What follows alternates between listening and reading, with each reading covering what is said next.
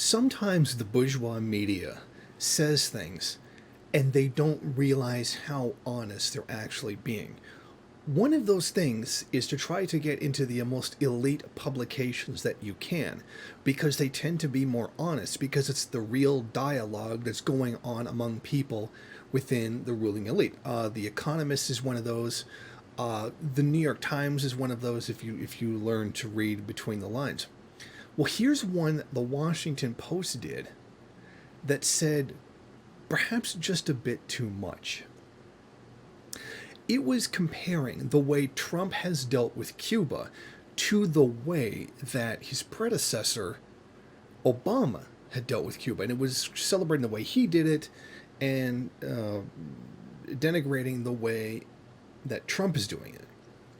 Now, they make a very interesting point, and one of the things that I had been worried about, and something else that I had not really thought about of in general. Okay, here's the first part. Basically, they're attacking Trump for taking a very hard line, block them, all communications, sanction them, all of that traditional U.S. stance towards Cuba, and that this has actually created more of a solidarity among the Cuban people, because now they're all suffering under the same kind of situation, that being U.S. sanctions, and that creates a synergy between the political establishment in Cuba and the Cuban people, and this is what they don't want.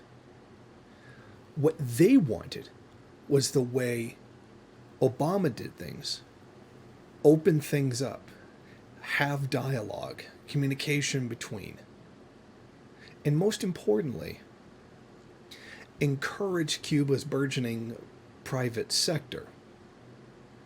One of the things that they noted was that the sanctions that Trump has put on Cuba has hurt the private sector inside of Cuba, which they want to grow because it undermines socialism. This is why you're not supposed to have privatization in socialism. Now, you can make the argument that Cuba needs to do it or doesn't need to do it, whatever. The point is, the United States and the ruling elite are basically admitting that they want to use that private sector to undermine socialism in the country. And they're getting mad at Trump because his sanctions are affecting their ability to undermine Cuban society. So I thought that was a very interesting point the article makes. Now, here's another one. It actually demonstrates how they're using identity politics to interfere with Cuba and to undermine the Cuban identity and to undermine the long-standing hostility between the two countries. The article notes that with the creation of socialist Cuba, one of the things that Cuba had used as its foundation, because they actually believed in it, it was not something that they just used for their own purposes, but something they actually believed in, was being against racism. Here in Cuba, we do not do what the United States does. They want to dominate us. They want to control our society. They want to take our resources. This is what they are. They're the racist empire. They invade everybody. Look at the lack of freedoms that black people have in their country, etc. And it's true. It's even more true back in the 1960s. But one of the things that they're admitting here in this is that they were trying to push look how progressive we are. Look at how we're giving rights to all these little groups so that we could bring them into the mainstream consumer culture, etc. See how we're totally not racist anymore. So that big thing that you had against us, why you needed your own independence, why you didn't trust us, was because we were so racist, etc. And that's gone now. In other words, part of the reason why the Cuban people rejected Americanism in general and had such a hostile view towards them was because of that prejudice, which they're now saying is no longer there. See how progressive we are. We're changing. We're opening that up. Race relations are better than they've ever been before. So a lot of that reason you didn't like us is gone now.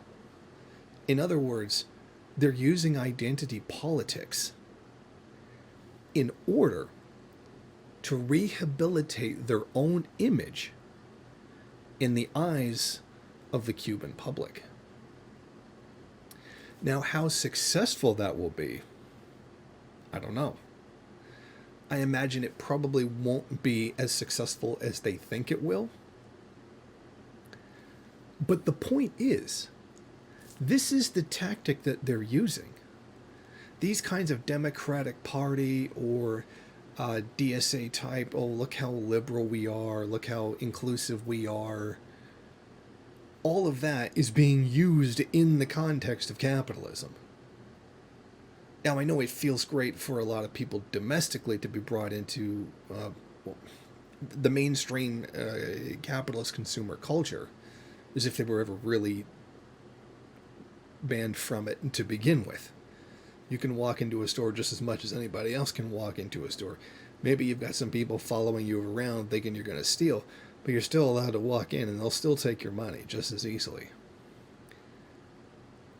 But all of that is being used to further the system itself. We create more things to buy, create more customers, take the marginalized sections, have them have money to buy things, so that they're not on the outside, feeling hostile towards that system, and then turning around and using that to rehabilitate their own image in the eyes of countries that are even more progressive, like Cuba. See, we're not the bad guys we used to be, we're so much better now. The whole not liking us because of our racism thing, all that's all in the past. We're like the better ones. We got the black president now.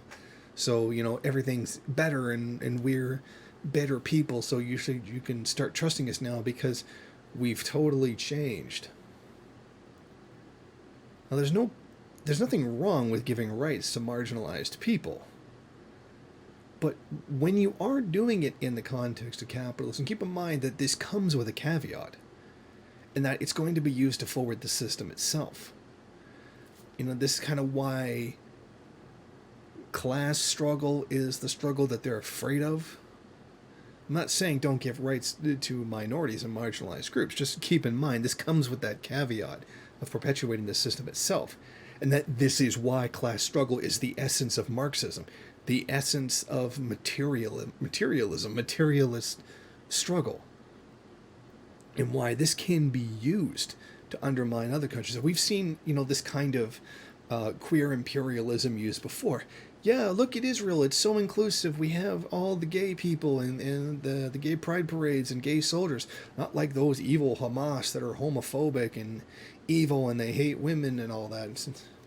Aside from this being very blatant propaganda, there's a great deal of hatred thrown towards women in Israeli society and gays as well. But you see that kind of queer imperialism, pink imperialism kind of thing, where you justify the imperialist position, or you justify imperialist pressure, or in the case of Cuba, try to rehabilitate your own image with that kind of identity politics. And I think that it's great when the ruling class just comes out right out and says things like this, because it makes our job of analysis a lot easier. I wish they'd be this honest all the time. So I think we should keep that in mind, that, the people who are really beholden to identity politics, there's a reason why you're allowed to do that. And it's class struggle that you're not allowed to do. You're allowed to include everybody. Just don't include the poor. Thank you for watching. If you like this program, then please head over to my Patreon page and set up a monthly donation.